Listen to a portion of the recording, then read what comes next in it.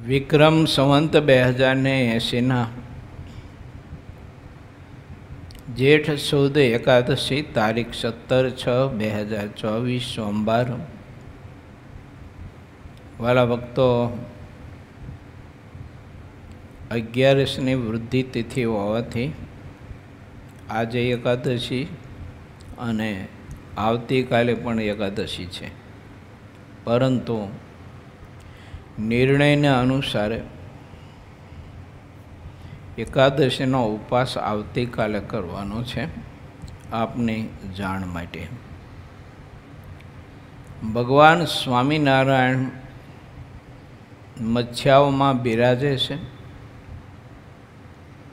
મુક્તાનંદ સ્વામી મંડળ લઈ અને મચ્છાઓ ધાર્યા છે।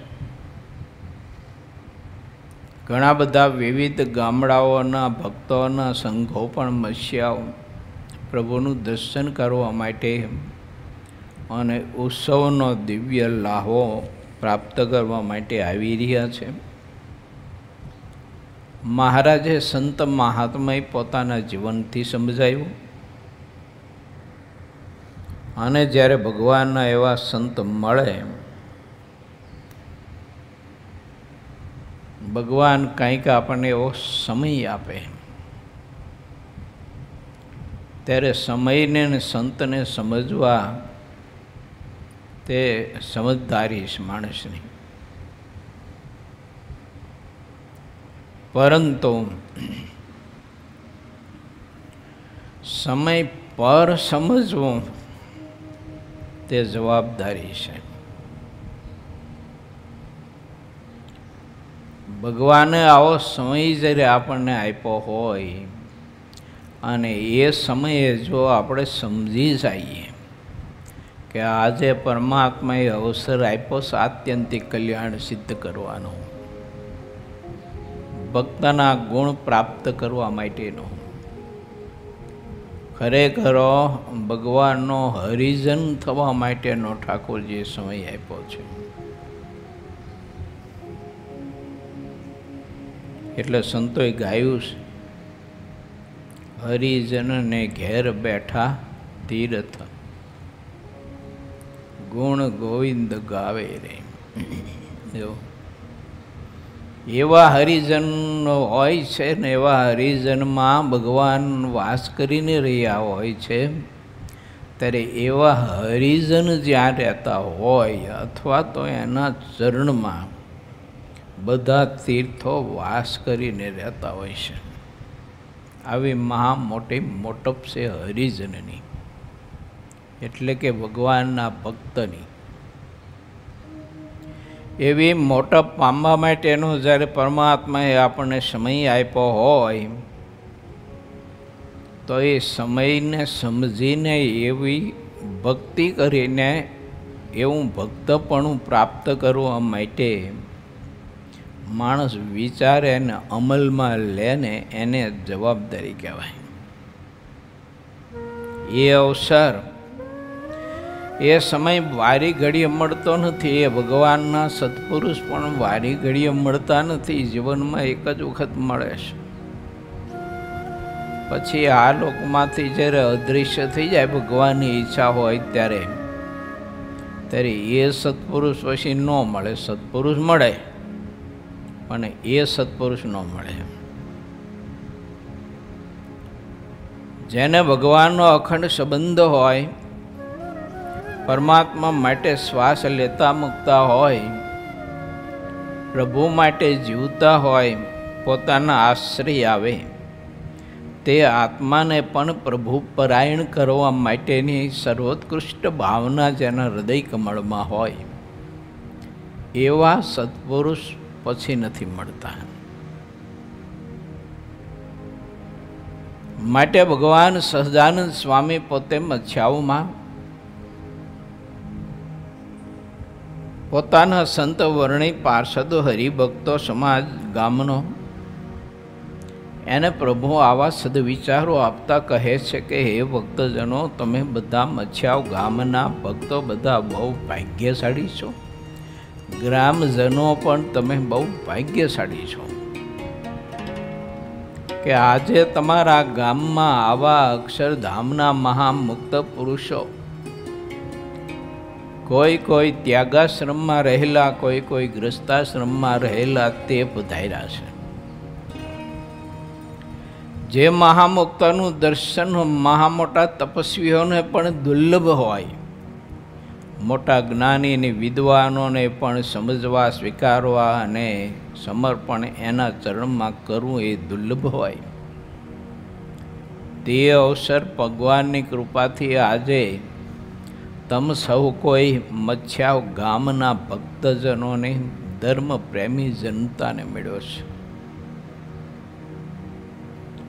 માટે આ અવસર જો તમે વધાવી લેશો, આ સંતોનો આશ્રય સ્વીકારીને પરમાત્માની ભક્તિ કરવાના માર્ગે જે રીતે તમને પ્રવર્તાવે એ રીતે પરમાત્માની જો ભક્તિ કરશો તો તમારો જન્મ સફળ થઈ જાય છે. જન્મ મરણથી મુક્તિ મળશે ને સતી દેહે અનેક પ્રકારના વિકારોની પીડા જે તમને પીડિત કરતી હોય, અનેક પ્રકારના ગાઢ સંકલ્પ રાત્રિ તમને પીડા આપતા હોય, તે બધી પીડા સતી દેહે તમને દૂર થઈ છે, નાશ પામશે અને મહાપરમ શાંતિનો અનુભવ થશે. માટે સંત મહાત્મય, ભક્ત મહાત્મય ખૂબ સમજજો.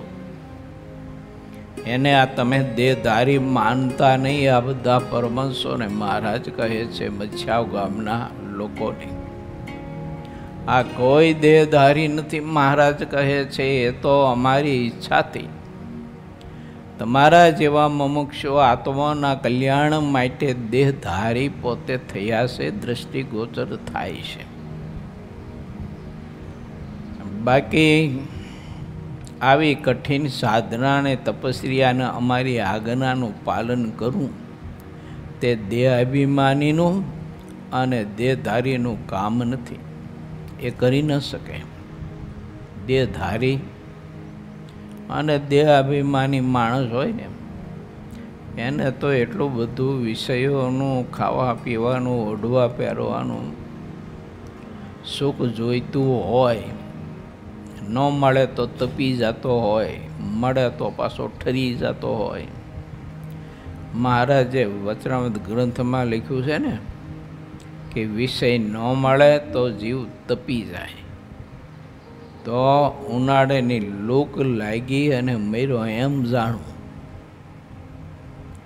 અને વિષયો મનગમતા મળે અને એ વિષયમાં બદ્ધ થઈ જાય તો મહારાજ કે હિમાળાનો વા લાગ્યો અને અંદર હૃદયમાં ઠંડી ગરી ગઈ અને એટલે મૃત્યુ પામ્યો એમ માનવું. વિષય મળે તોય દુઃખ, ના મળે તો પણ દુઃખ. માટે ભગવાનનો ભક્ત આવી સમજણ કેળવી રાખે કે વિષયો આવશ્યકતા પૂરતા, જરૂર પૂરતા પોતાને અનુરૂપ પોતાની સમજણને, ભક્તિને, ઉપાસનાને, ધર્મ નિષ્ઠાને કે વૈરાગ્ય નિષ્ઠાને ડેમેજ ન કરે એટલા વિષયો વિવેકથી એને ગ્રહણ કરવા, ભોગવવા અને મેળવવા. પરંતુ જે વિષય પોતાના વૈરાગ્યને, આત્મનિષ્ઠાને, ભક્તિને ડેમેજ કરતા હોય અને એના યોગ્ય કરીને વૈરાગ્ય, ત્યાગ વગેરે વગેરે ગુણ જો પાછા પડી જતા હોય તો એવા વિષયોનો ભગવાનનો ભક્ત કોઈ દિવસ સ્વીકાર ન કરે, એવા વિષયનું ચિંતન ન કરે અને એવા વિષય પ્રાપ્ત કરવા માટે પુરુષાર્થ ન કરે. કારણ વિષયથી બીજું કોઈ સુખ નથી અને વિશ્વંભરથી બહુ મહા સુખ રહ્યું છે. વિષયમાં કોઈ સુખ નથી અને વિશ્વંભરમાં કોઈ દુઃખ નથી. માટે પ્રભુમાં પ્રધાન પ્રીતિ કરવી અને ભગવાન સંબંધી વિષયો ભગવાનના ભક્તને મેળવવા અને ભગવાન સંબંધી વિષયો ભગવાનના ભક્તને ભોગવવા. મહારાજે નારદાદિક મુક્ત પુરુષોની વાત વચનામૃત ગ્રંથમાં મૂકીને બતાવ્યું છે. મહારાજ કે કાળના કાળ સુધી એ બધા મુક્તો સમાધિમાં બ્રહ્મ સમાધિમાં રહે છે અને એમાંથી જ્યારે જાગે ને બહાર આવે ત્યારે ભગવાન સંબંધી પંચ વિષયો ભોગવે છે. રાત્રિ બદ્રિકાશ્રમમાં, શ્વેતદીપમાં, વૈકુંઠ ગોલો કૈલાસમાં, અક્ષરધામમાં જે તે ઈષ્ટદેવના આરાધકો હોય તે મુક્તો અહોરાત્રિ પોતાના ઈષ્ટદેવનો આનંદ પ્રાપ્ત કરતા હોય છે, સુખ ભોગવતા હોય છે. હનુમાનજી મહારાજની કથા બહુ સાંભળો. પ્રત્યેક ક્રિયામાં હનુમાનજી મહારાજ રામ રામ રામ રામ, સીતારામ સીતારામ સીતારામ અખંડ જપ કરે અને અખંડ ભગવત કથા સાંભળે. પ્રભુ જ્યારે પ્રસન્ન થયા ત્યારે અંજનીના દીકરાએ પ્રભુ પાસે એવું માંગ્યું હતું કે જ્યાં જ્યાં તમારા ચરિત્રની કથા થાય ત્યાં ત્યાં હું તે કથા શ્રવણ કરવા માટે અખંડ ને અખંડ હાજર રહું અને મારે ત્યાં હાજરી હોય અખંડ એવું વરદાન આપો. મને કોઈ તમારી કથા સાંભળવામાં વિક્ષેપ ન નડે, કોઈ કાર્ય કારણ બીજા કંઈ બાધ ન કરે, એમાં રોકાઈ ન જાઉં. તમારી કથાનો પ્રારંભ થાય એટલે હું ત્યાં પહોંચી જાઉં, કથાની સમાપ્તિ થાય ત્યાં સુધી અખંડ અખંડ ત્યાં રહું. આવું પ્રભુ તમે રાજી થયા હોય તો વરદાન મને આપો. અંજનીના છોકરાએ આવું માગ્યું હતું. આપણે કેવું માગીએ આપણી જાતને પૂછવાનું. પૃથુ મહારાજા ઉપર ભગવાન પ્રસન્ન થયા. એમને 100 યજ્ઞ કર્યા.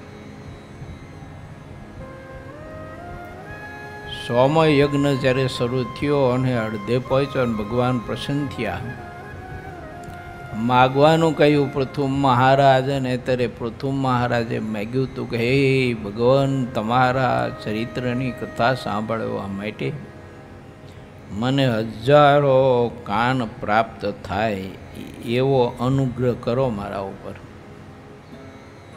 ભગવાને તથાસ્તુ કહ્યું.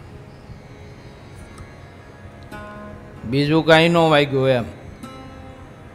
ને તો 99 યજ્ઞ બધા સાંગોપાંગ પરિપૂર્ણ કર્યા. 100મો યજ્ઞ ચાલતો હતો પણ બીજું કોઈ હેતુ ને કારણ નહીં. એક જ ભગવત ચરિત્ર સાંભળવા મને મળે અખંડ.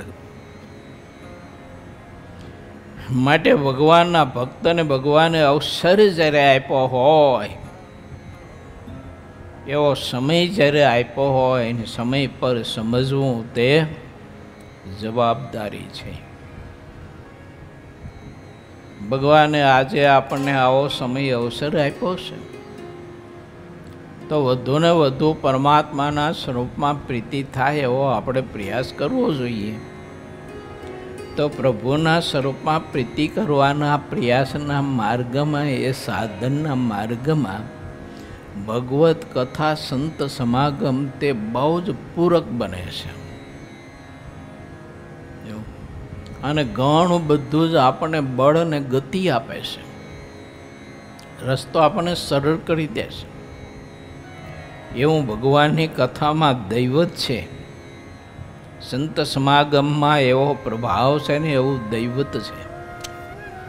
એટલે ભગવાન શ્રી હરિ મચ્છાવ ગામના લોકોને કહે છે કે આવા સાધુનો સમાગમ, એના મુખથી ગવાતા ભગવાનના ચરિત્રો, એના મુખ કમળથી ગવાતા ત્યાગ, વૈરાગ, ધર્મ, નિષ્ઠા, ઉપાસના, નિષ્ઠાના વગેરે વગેરે જે કંઈ કીર્તનો, કથા, એ શ્રવણ કરવા માટેનો અવસર આજે તમને બહુ શ્રેષ્ઠ પ્રાપ્ત થયો છે. માટે આળસને પ્રમાદતા છોડી સંત સમાગમ અધિકને અધિક કરજો. અને સંત સમાગમ કરો ત્યારે જે તમને વિચારો એમાંથી આપે ને મળે તે વિચારોને અમલમાં મૂકજો, આચરણમાં મૂકજો. સ્વભાવો છોડજો, વિષયોની આસક્તિ છોડજો, માન અભિમાન છોડજો. આપણે કાંઈ નક્કી કર્યું હોય અને એ પ્રમાણે ન થાય તો દુઃખી ન થવું, સુખી થવું. એ સારું કહીનું ઠાકોરજીએ કૃપા કરી, મેં આવો સંકલ્પ કર્યો તો આવું કાર્ય કરવાનો, તે મારા પ્રભુએ મને ભગવાન ભજવાનો અવસર આપ્યો, એટલે એ કાર્ય મારી પાસેથી છીનવી લીધું. એમ વિચારું, આમ હવળું વિચારું, ઊંધું ન વિચારું. કેમ મારી પાસેથી આ કાર્ય લઈ લીધું છે, આ જવાબદારી કેમ લઈ લીધી છે, આ કામ મને છોડાવી કેમ દીધું છે, એમ ઊંધું ન સમજવું. આપણે બધા ઊંધું બહુ સમજીએ. કાંઈક આપણા જીવનમાં ફેરફાર થાય, કોઈ આપણે ગમે તે સેવા કરતા હોય, એ સેવા છોડાવી દે આપણને ને બીજી સેવામાં જોડાય, ત્યારે ઊંધું બહુ લઈએ આપણે. આ શરીરની વાત એ ખોપરી હવરી અને લે ઊંધું પાછું.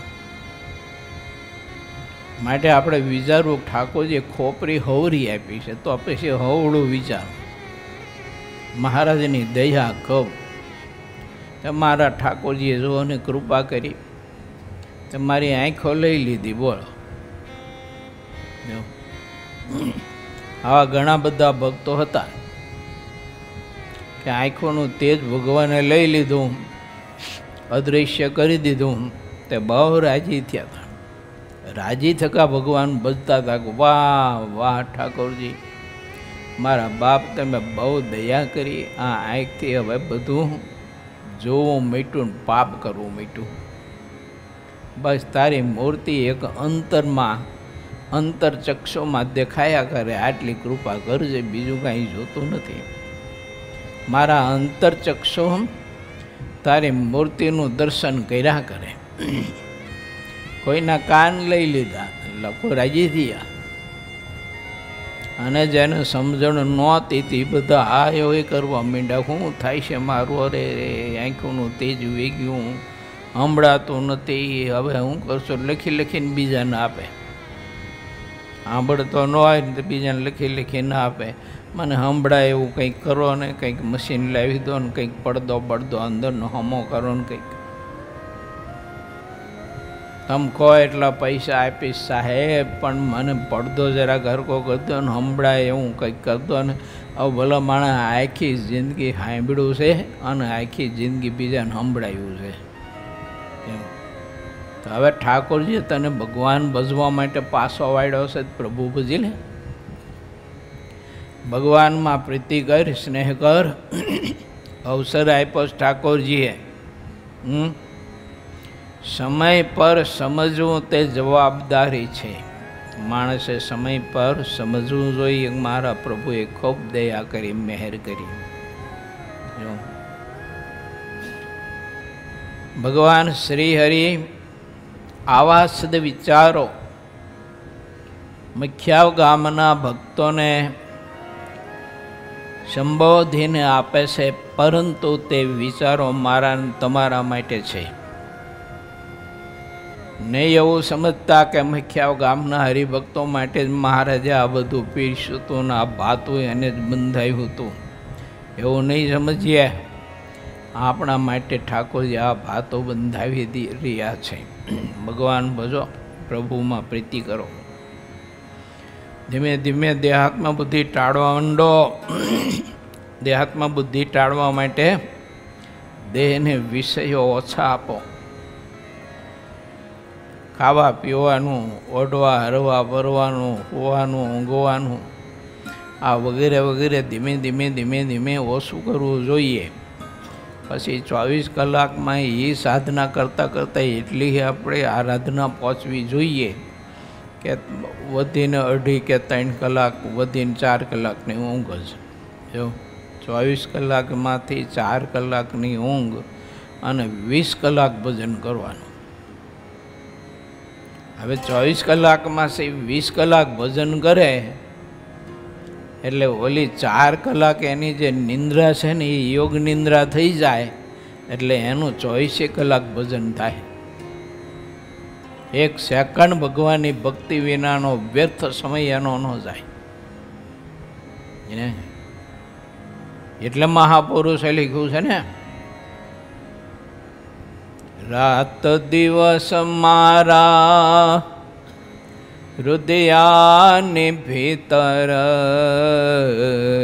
રાખીશ આઠો જામ મને વાલો લાગે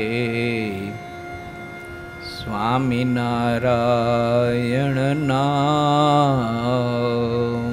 અહો રાત્રિ. આ બધા મહાપુરુષો ભગવાન ભજતા, જો ખાલી લખ્યું છે એવું ન માનતા. જો એને મહારાજની મૂર્તિનું સ્મરણ ને મહારાજની મૂર્તિની સ્મૃતિ ઘડીભર પણ વિસરાતું નહોતું. અખંડ ભજન કરતા હતા.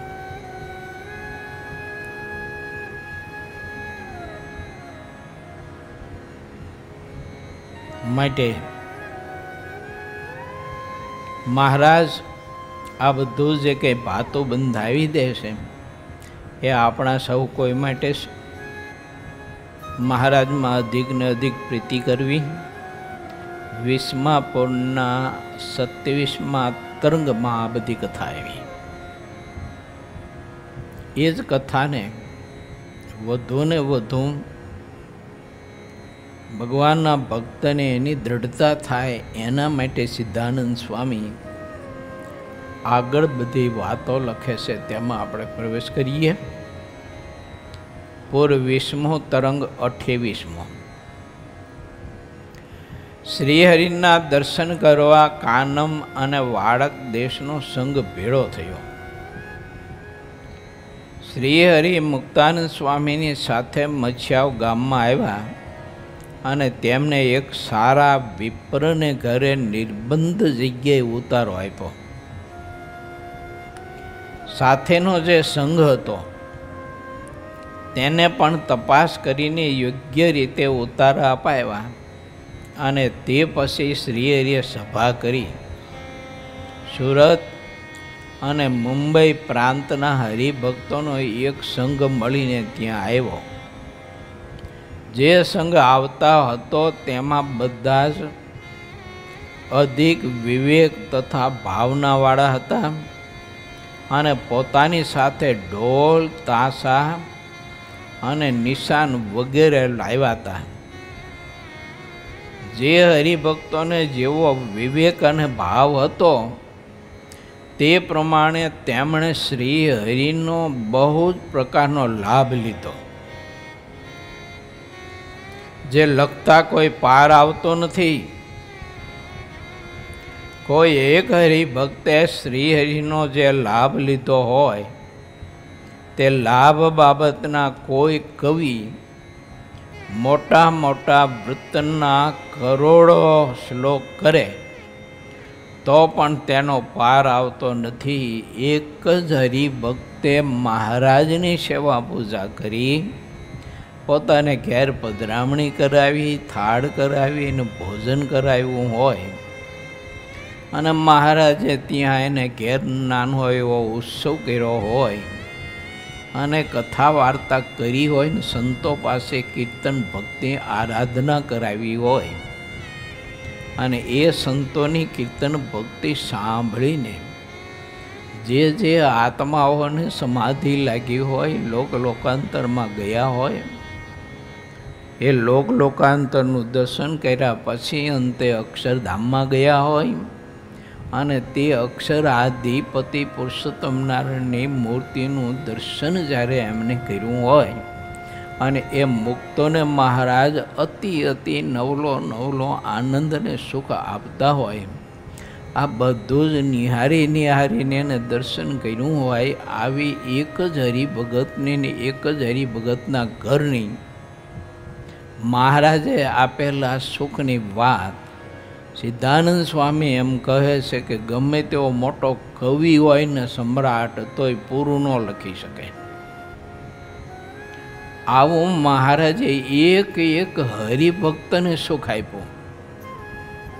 એક એક ઘેર મહારાજે આવો આનંદ સુખ આપ્યો અને એની સેવાઓ સ્વીકારીને મહારાજે એટલો પ્રેમ આપ્યો, એટલો બધો રાજીપો વરસાવ્યો.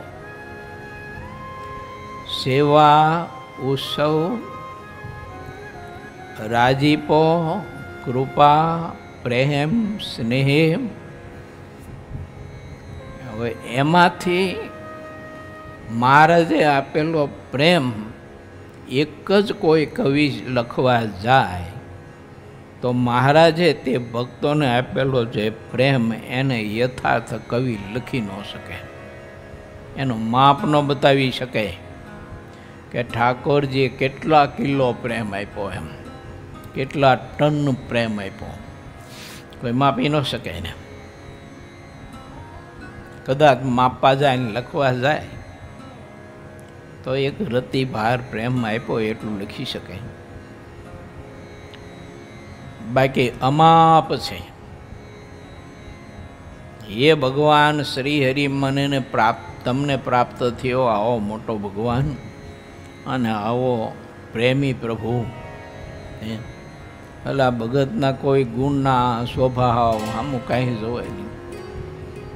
સત્સંગ ન હોય, આજે સત્સંગમાં પ્રારંભમાં આવ્યા હોય, આ બિચારાને બીજી કંઈ કોઈ ક્રિયા વિધિ નિષેધનો કોઈ માર્ગ કંઈ ખબર હોય નહીં, તો એ મહારાજ છે ને એ મખિયાઓ ગામમાં એવા ભક્તોને ઘેર એને પ્રેમ હોય અને મનમાં સંકલ્પ થતા હોય કે હવે અમે તો ગરીબ છીએ, બાપુભાઈ જેવા તો કેટલાય બધા ભક્તો હોય છે અને ખૂબ ધનાઢયગ્રસ્ત હરિભક્તો હોય છે, કોઈ શેઠ સાહુકારો ને નગરપતિઓ હોય છે.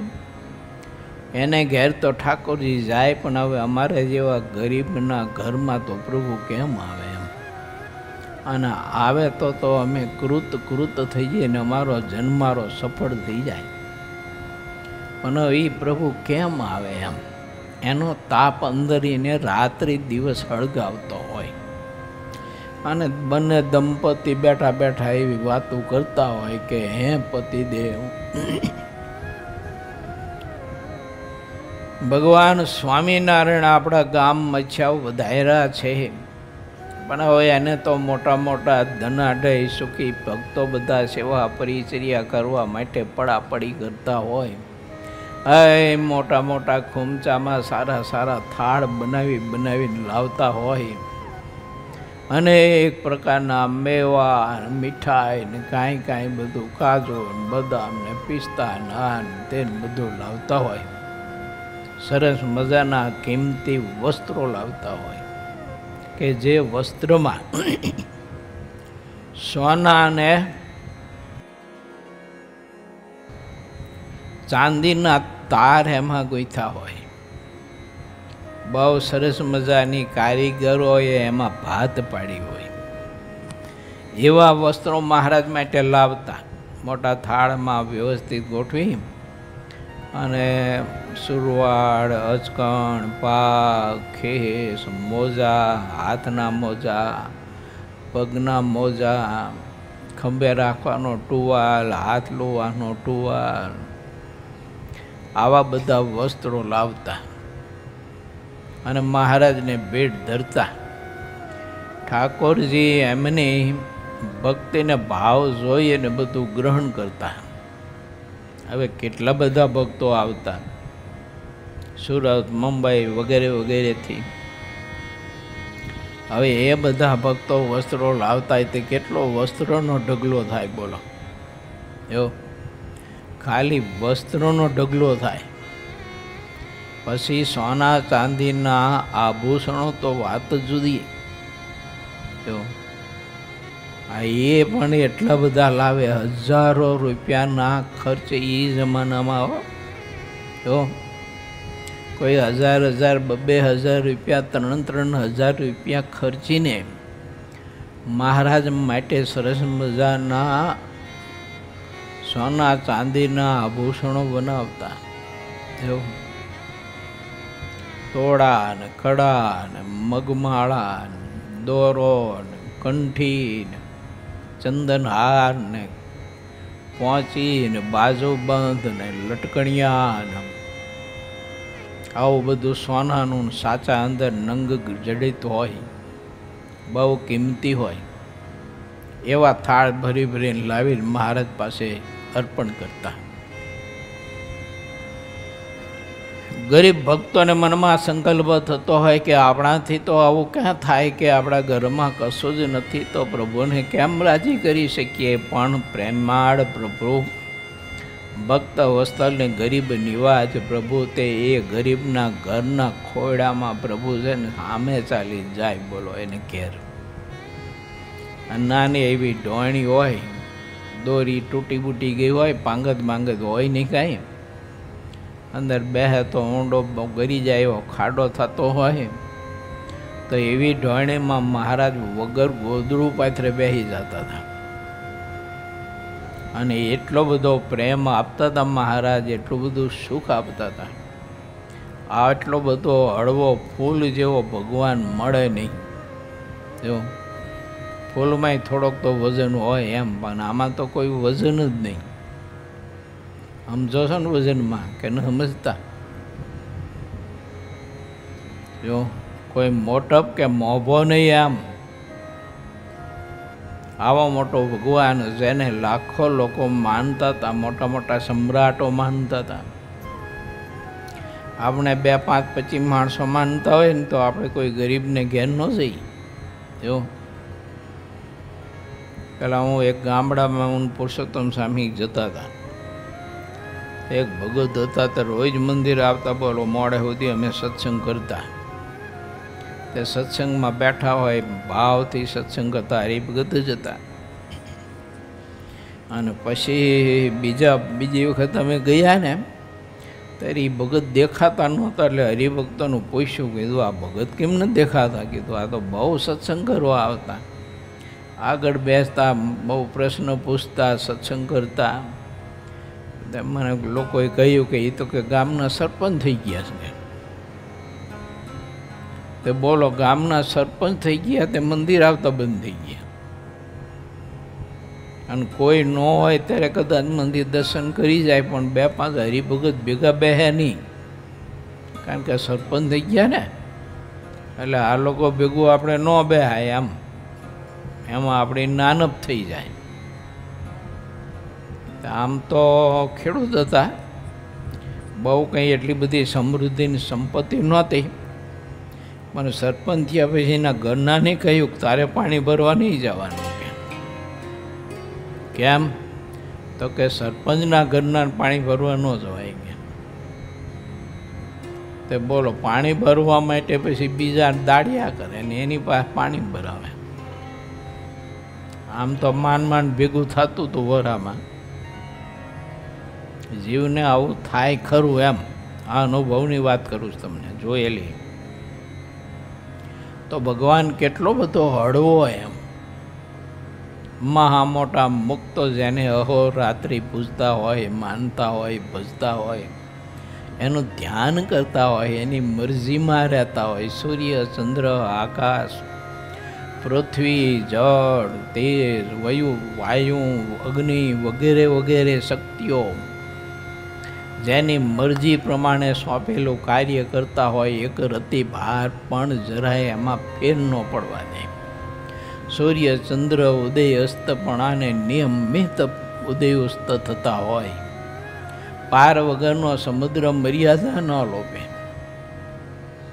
કંઈક આવી બધી શક્તિઓ જેની આજ્ઞાએ કરીને આ બ્રહ્માંડની કિંચિત બધી જ ઉત્પત્તિ, સ્થિતિ અને પ્રલયની ક્રિયાઓની સેવા કરતા હોય છે. આવો મોટો ભગવાન અને એક ગરીબ પરિવારના ઘેર જઈ અને મહારાજ ખાટલા ઉપર બેઠા હોય, નાની એવી ડોયણી હોય તો ડોયણી ઉપર, અને મહારાજ પછી કહે કે ભગત અમને ભૂખ લાગી છે, જમવાનું કંઈક આલો ને, કાંઈક જમવાનું આલો ને અમને, કે ભૂખ બહુ લાગી છે. એ ભગતના ઘરમાં આવેલો જુવારનો રોટલો હોય અથવા બંટીનો રોટલો હોય ટાટો, તે બંટીનો રોટલો આપે મહારાજને. અક્ષરધામનો અધિપતિ, જેના ચરણમાં ગણી ન શકાય ને એટલા કિલોની એટલા મણ, ટનના ઢગલા થતા મેવા મીઠાઈના, અને એ ભગવાન એક નાના એવા પરિવારને કેવો પ્રેમ આપે છે. એનો બોલો એ બંટીનો રોટલો ખાય, ભજન સ્વામી બંટીનો રોટલો મોઢામાં ન જાય. જો ખાધેલો છે ને મેં એટલે કહું છું, ખબર છે મને. જો મોઢામાં ન જાય. અને ખાધો હોય પરાણે ભૂખ લાગે ત્યારે ખાતો હોય શું કરે, ઘડીક થાય તો ભૂખો થઈ જાય. એવું હળવું આવે આ ધાન છે, તરત પચી જાય.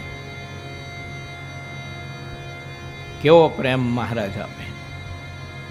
એ જમતા જમતા તે પરિવાર ઉપર મહારાજ જ્યારે દ્રષ્ટિ કરતા હોય અને નેત્રમાંથી જે પ્રેમ વરસતો હોય, અને એ પ્રેમનું દર્શન જ્યારે તે પરિવારો કરતા હોય ને ત્યારે કૃત થઈ જાય. હવે કવિઓ બિચારા કેવી રીતે લખી શકે આને? એની કલમ છે ને પાંગળી પડે.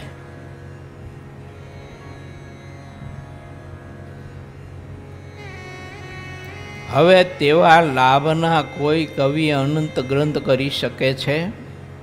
કારણ કે અત્યારે હરિભક્તો પણ અનંત છે. એક કવિ એક હરિભક્તને લીધેલા લાભનો ગ્રંથ કરે તો પણ તે એકની બાબતનો લાભ એક ગ્રંથમાં આવી શકે નહીં. એટલે બધી જ વાત અત્યારે એક હરિભક્તે લીધેલા લાભની છે. કોણ લખી શકે? મહારાજે લખ્યું છે, અમદાવાદની પ્રત વચનામૃત ગ્રંથ જેતલપુરનું 5મું. મહારાજ કે અમે જેતલપુરમાં ઘેર 100 વાર થાળ જેમાં એને પધરામણી કરી, 100 વાર. અને અતિ અમે રમણીય કર્યું છે ને અતિશય એને તીર્થ તો આપ્યું છે. એટલી વાર એક ઘેર 100 વખત પધરામણી કરીને જેમાં થાળ જેમાં મહારાજ કોઈને ઘેર રાત્રે રોકાયા, કથા વાર્તા કરી, કીર્તન ભક્તિ કરી, આવું બધું જો તો એકનું લખવા જાય એકનું, અને એકનો એક જ અધ્યાય લખે ને તોય 100 અધ્યાય થાય. 100 અધ્યાયનો એક ગ્રંથ થાય, એક જ હરિભગતનો. તે ઘેર મહારાજ ભર્યા. તે માનો કે 200 ઘરનું ગામ હોય તો એ 200 ઘરનું ગામ હોય તો કેટલા પુસ્તકો થયા? 200 ગ્રંથ થયા. જો અને એક હરિભગતને મહારાજે સુખ આપ્યું એના ઝાઝા નહીં, પણ એક હરિભગતના 5 10 ગ્રંથ બનાવે તો કેટલા ગ્રંથ થાય, કેટલું સાહિત્ય થાય. આવું મહાદિવ્ય સુખ મહારાજે આપ્યું. પણ જે સમજી શક્યા, મહાત્મા સમજી શક્યા, સમજદાર હતા, તેણે પૂરેપૂરો લાભ લઈ લીધો. અને જેને મહાત્મા નહોતી, એને મહિમા હતો નહીં, તો મહારાજ એની ખડચી બાજુમાંથી નીકળતા હતા ને એ ખડચીમાં જ ઊભા હોય. નવરી નાઈત જ હોય, પણ તોય બે શબ્દ બોલી ન શકે કે ઓહો પ્રભુ આવો ને, અમારી ખડચીમાં પગલાં કરો ને પ્રભુ, અમારા ઘરના આંગણામાં આવો આવો, ખાટલો ઢાળી ઘડીક બેહો લો તાર ચા પાણી મૂકી. એમ આવો ખોટું ખોટું કોઈ નથી કીધું, વ્યવહાર. કારણ કે પુણ્ય ખૂટતા હોય એટલે ભગવાન તો ઘરના આંગણેથી જ નીકળતા હોય, પણ જીવ સમજી ન શકે. એમ સ્વામી એમ કહે છે કે તેમજ અત્યારે એક સંતે શ્રી હરિનો જે લાભ લીધો છે બાબતમાં તો મારે કહેવું શું? એમ કેટલું હું કહું.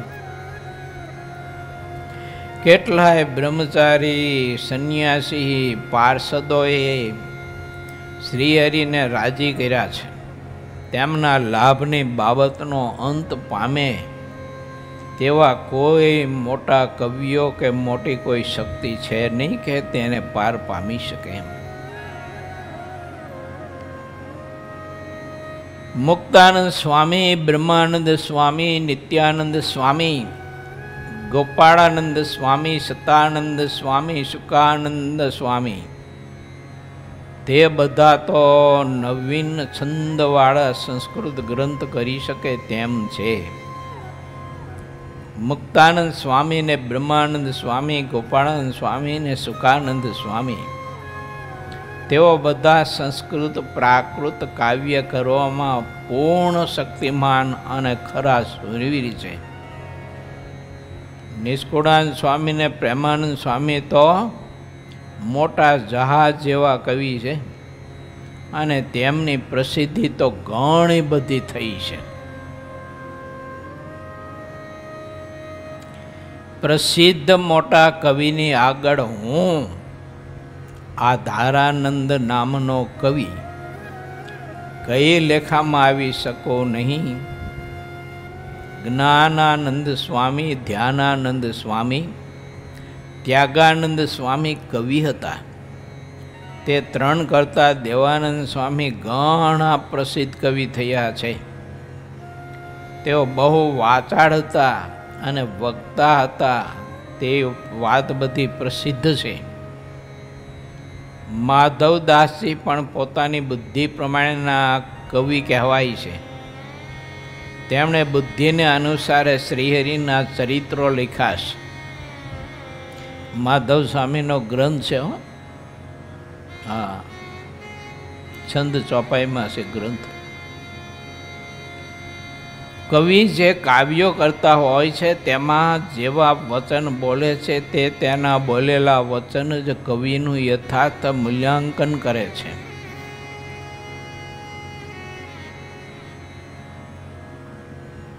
કવિની કસોટી તેના કાવ્યના વચને છે અને તે દર્પણની જેમ કવિની શક્તિને બતાવી દે છે.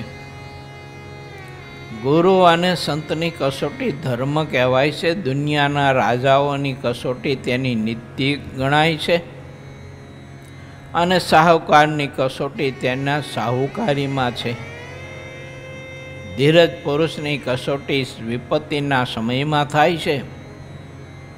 ભૂમિ ઉપરની સ્ત્રીની કસોટી તેના પતિવ્રતાપણાના ધર્મથી થાય છે.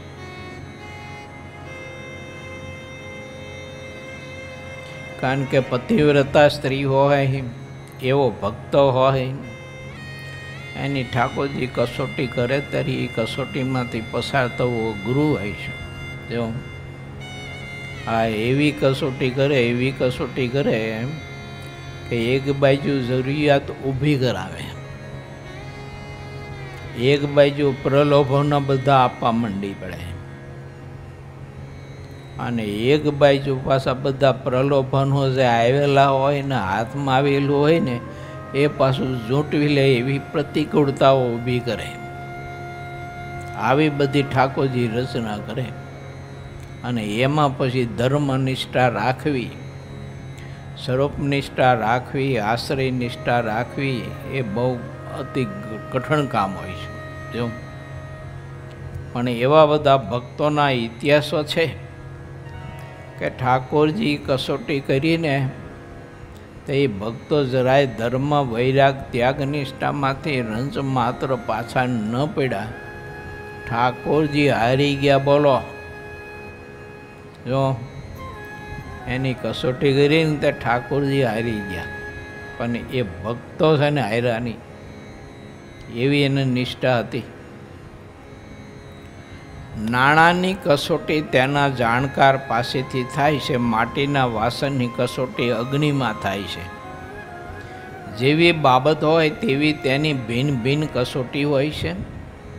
કસોટી કરવાથી તે બાબત દર્પણની સમાન દેખાઈ આવે છે. ભરૂચ પ્રાંતના કાનમ દેશના, ડભોઈ વિભાગના વાળાક દેશના અને વડોદરાના હરિભક્તોનો એક સંઘ થયો. તેમાં નારોપંત નાના આદિક હરિભક્તો હતા. નારોપંત નાના સયાજી રાવ સરકારના મોટા કારભારી કહેતા દિવાન હતા. મુક્તાનંદ સ્વામીએ તેમને વર્તમાન નિયમ ધરાવ્યા હતા અને નારોપંત નાનાએ સરકારની રજા લીધી. ઉપર કહેલા હરિભક્તોનો સંઘ ભેળો થઈને શ્રીહરિના દર્શન કરવા આવવા માટે તૈયાર થયો. સયાજી રાવ મહારાજે નારોપંત નાનાને બોલાવીને નિશાન તથા ડંકાની સાથે પાયગા, ઘોડેસવારોની ટુકડી ઘણા બધા પ્રમાણમાં આપી અને એક તંબુ આપ્યો. સરકારે પોતાની હજૂરી એક તુર્ક સવાર આપ્યો હતો, જેની ટોપી ઉપર ચમરી રહેતી હતી. તેવા એક શાસ્ત્રી અને એક પુરાણી આપ્યા હતા. એક વૈદ સાથે આપ્યા. એક રથ ગાડી આપી અને મસાલ અને છત્રી પણ સરકારે ઉમંગથી આપી. તે હરિભક્તોના સંઘમાં સદાશિવભાઈ અને નાનજીભાઈ મુખ્ય હતા. તેઓ ગરીબ હરિભક્તની સંભાળ ખૂબ જ રાખતા. એને મહિમા બહુ હતો. સદાશિવભાઈ ને નાથજીભાઈ છે ને બહુ સુખી હતા. પણ ગરીબ હરિભક્તો હોય ને વ્યવહારથી, આર્થિક રીતે, તો એ હરિભક્તોને બહુ મદદ કરતા. સંઘ દર્શન કરવા સંઘ નીકળો હોય તો ગરીબ હરિભક્તોને નાથજીભાઈ અને સદાશિવભાઈ કહેતા, તમે કંઈ ચિંતા ન કરતા હો, રસ્તામાં વાટ ખર્ચી અને રસ્તામાં જરૂર પડે તે ભાતું બધું જ અમે તમારા માટે લીધું છે. તમે હાવ નિર્ભય રહેજો કે રસ્તામાં હું કરશું, ખાઈશું, પીશું, શું કરશું, કાંઈ ચિંતા કરતા નહીં. આવા મહાત્મ્યવાળા હતા, આવા મહિમાવાળા હતા. અમે ઓસ્ટ્રેલિયા ગયા ને પછી હરિભક્તોને ઘેર રસોઈ હોય તો જીતનભાઈ છે ને એ હરિભક્તો માટે પૂરણપોળી બનાવીને લાવે, કાં તો થેપલા બનાવીને લાવે, કાં તો ઢોકળા બનાવીને લાવે, કાં તો ખમણ બનાવીને લાવે. સંતો રસોઈ કરતા હોય ત્યારે લાવે, આપે, લો આ બધા હરિભક્તોને જમાડજો. આ એક ભાવ છે ને, પ્રેમ છે, સ્નેહ છે.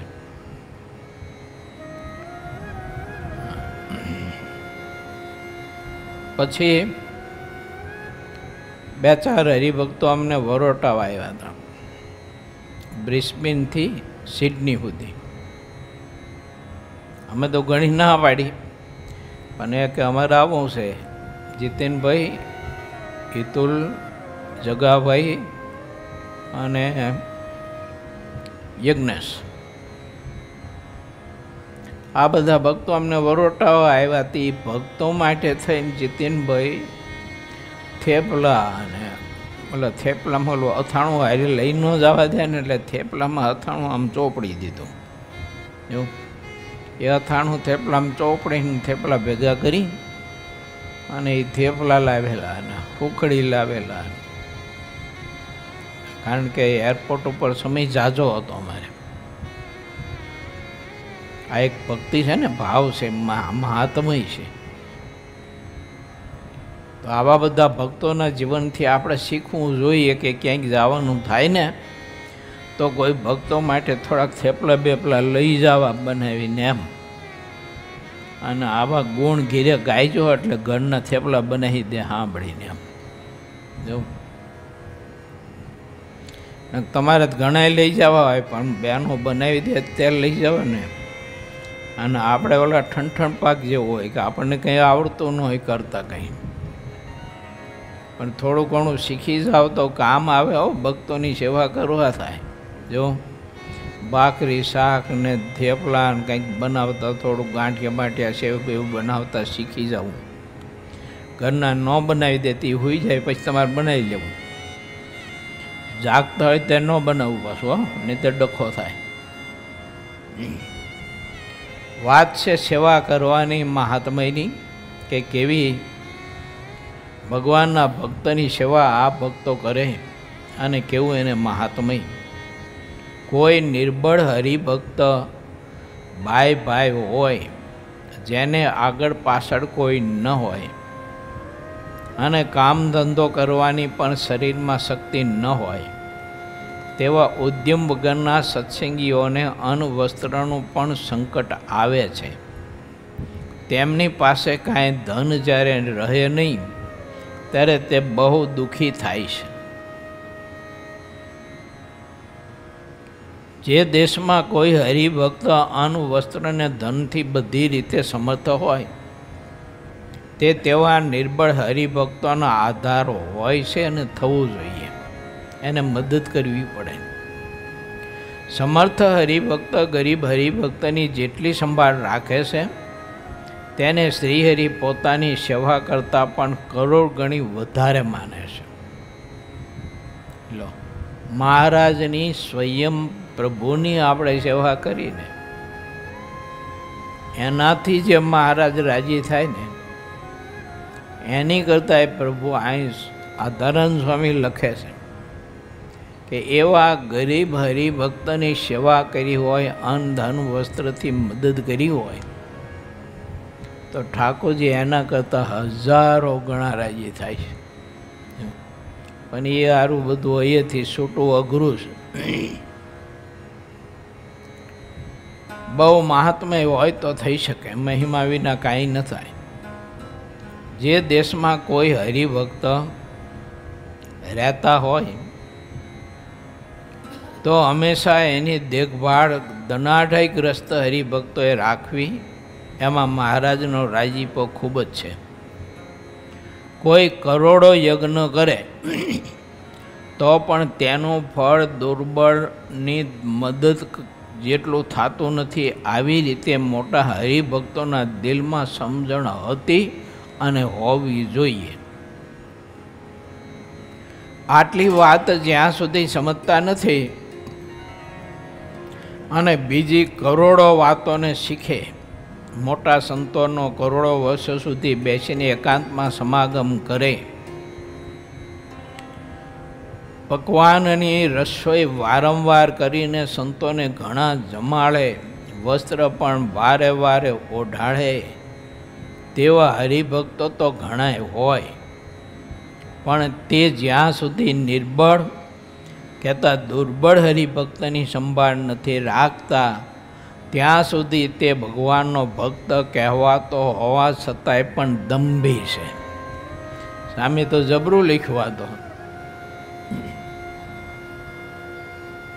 બોલો, સંતોને હારી હારી સરસ મજાની રસોઈઓનું આનતે બધું આપતા હોય, મેવા મીઠાઈ, પણ કોઈ ગરીબ હરિભગત હોય ને એને મદદ ન કરે તો સામે કે આ તો આરો દંભી છે. જબરું લખ્યું.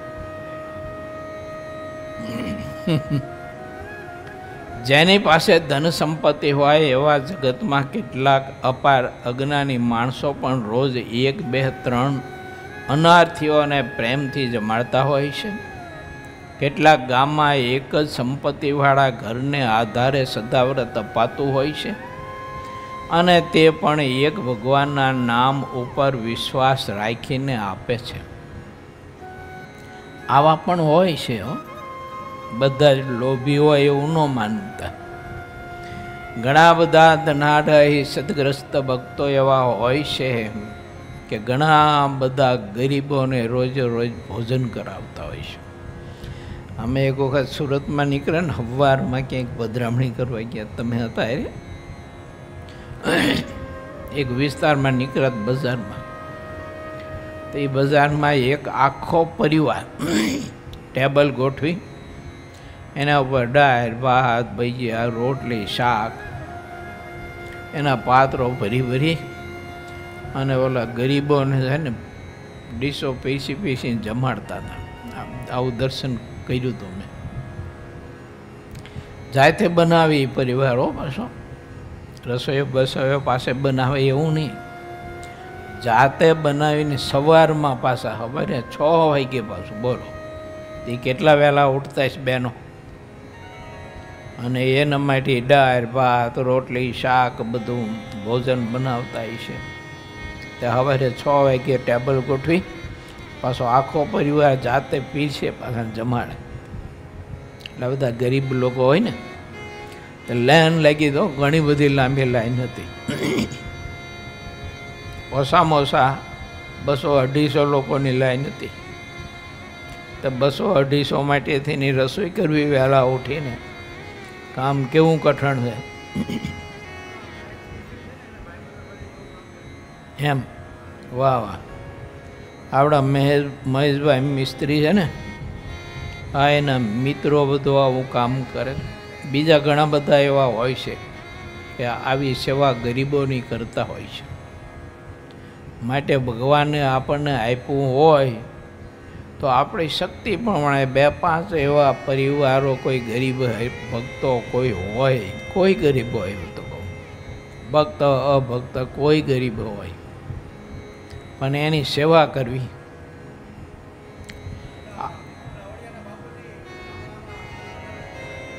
હા,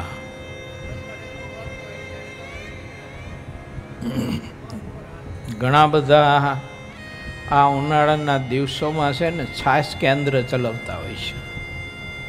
બધાને જેટલી જોઈએ એટલી છાશ આપે, પીવી એટલી પાય.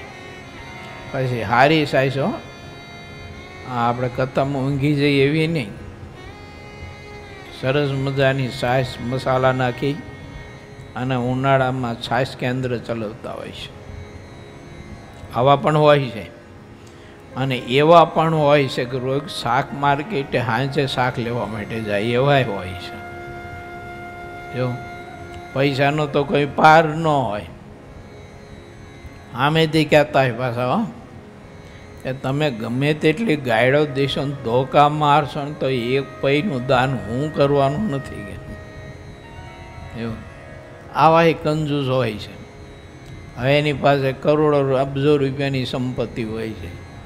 હવે એ ઓગલી જાય ત્યારે શું કરવાની? એ સંપત્તિ બધી પડી રહેવાની દાબો એમના. પણ માણસ હાથે કરી નથી શકતો.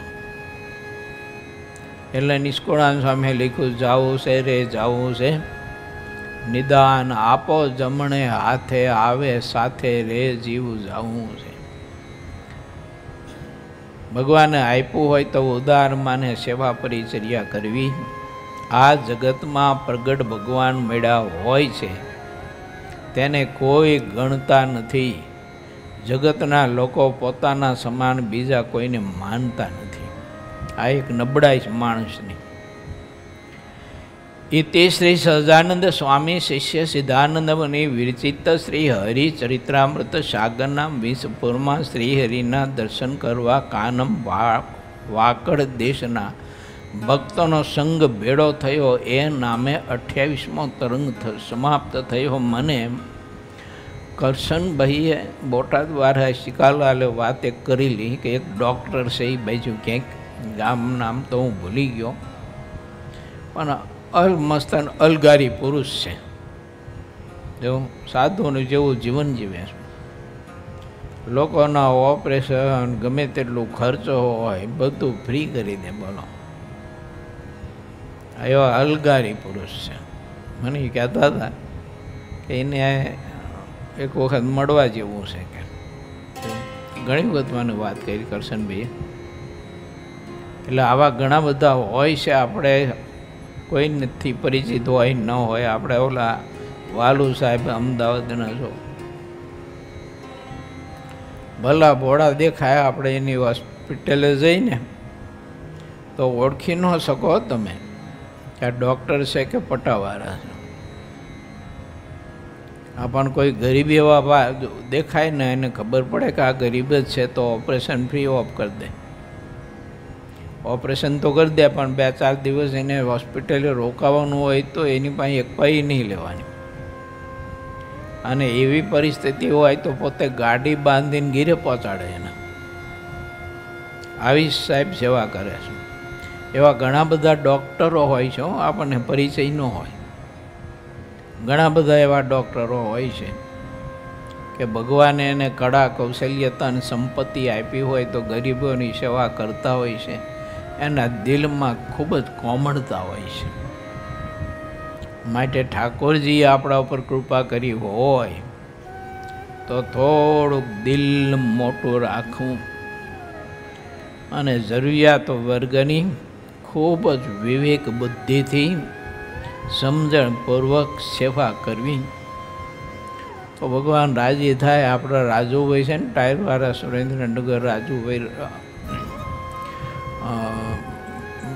એ 10,000 રૂપિયા એમના બાપુજીને એમના મધરને મહિને આપી દે. બોલો, એ 10,000માંથી ગાયોને ઘાસચારો, ચકલાને છણ ને કોઈ ગરીબને કાંઈક, ગરીબના છોકરા હોય તો એને બિસ્કીટો અને આવું તેવું એક રસિકભાઈ આપતા હોય બધાને.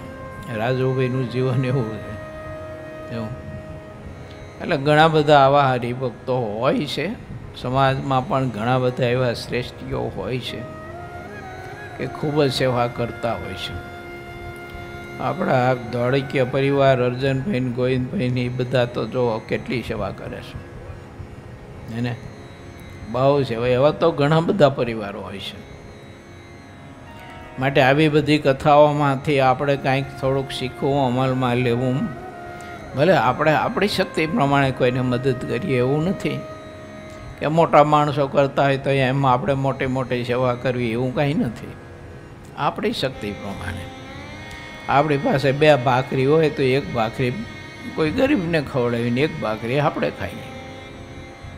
બહુ મહા મોટું દાન છે એ. દિલની મોટી વાત છે ને. પદાર્થ ઝાઝું કે ઓછું, નાનું કે મોટું, બારે કે હલકું, એની સાથે સંબંધ નથી. પણ દિલનો પ્રેમ કેટલો વિશાળ છે, કેવો મોટો છે પ્રેમ. ઠાકોરજી બહુ રાજી થાય. અદ્ભુત કથા છે. સિદ્ધાનંદ સ્વામીએ લગભગ કોઈ વિષયો બાકી નથી રાખ્યા. બધા વિષયો ઉપર બહુ છણાવટપૂર્વક કથા લખીશ વિસ્તારથી. આપણા ઉપર ભગવાન શ્રી હરિની ને આવા મોટા પુરુષોની કૃપા છે ત્યારે આપણે આવા સાહિત્યના માધ્યમથી કથાઓ સાંભળી અને જીવનને સારું આદર્શ બનાવવા માટેનો પ્રયાસ કરી શકીએ એવો અવસર આપણને આપ્યો છે. શ્રીપતિમ સિદ્ધરમ સર્વદેવીશ્વરમ ભક્તિધર્માતુજમ વાસુદેવમ હરે માધવમ કેશવમ શ્રીગામદામ કારણમ સ્વામિનારાયણમ નીલકંઠમ ભજે સહજાનંદ સ્વામી મહારાજની.